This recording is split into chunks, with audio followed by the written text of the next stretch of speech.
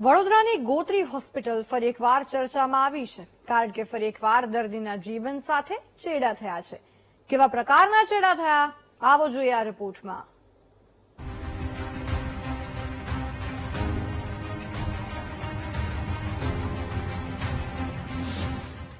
Gotri hospital ફરી વિવાદમાં. એક દર્દીને અન્ય દર્દીના બ્લડ ગ્રુપની બોટલ ચડાવી.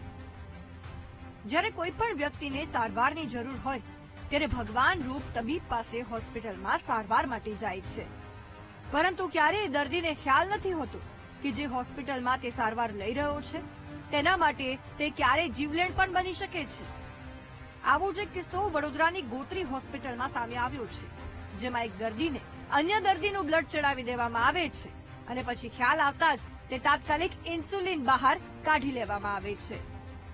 ઘટના કેવી રીતે બની તો સાંભળો દર્દીના સગા પાસેથી. આજુવાળા પેશન્ટ છે, એમનું લોહી આવી ગયું હતું અને અમારું લોહી લેવા ગયા હતા મમ્મા લોકો. તો એમાં એ લોહી લઈને આવ્યા નતા અને એમનું લોહી મારી વાઈફને ચડાવી દીધું. કોઈ પૂછ્યું નહીં, કઈ નહીં, તમારી જોડે કોઈ છે કે એવું કઈ.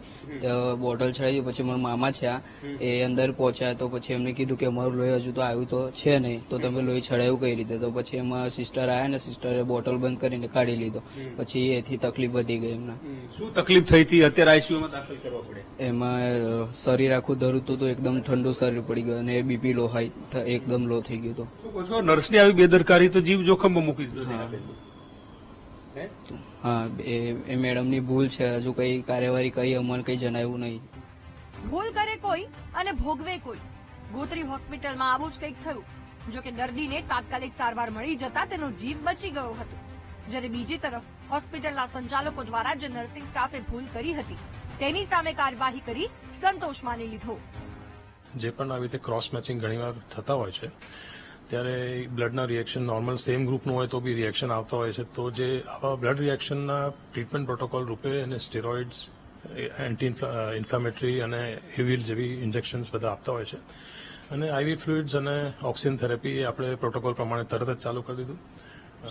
મિસ્ટેક છે, સ્વીકારીએ છે જે સિસ્ટરે અને જેનાથી આ મિસ્ટેક થઈ છે એના અગેન્સ્ટમાં અત્યારે એક ઇન્ક્વાયરી કમિટી બેસાડી છે.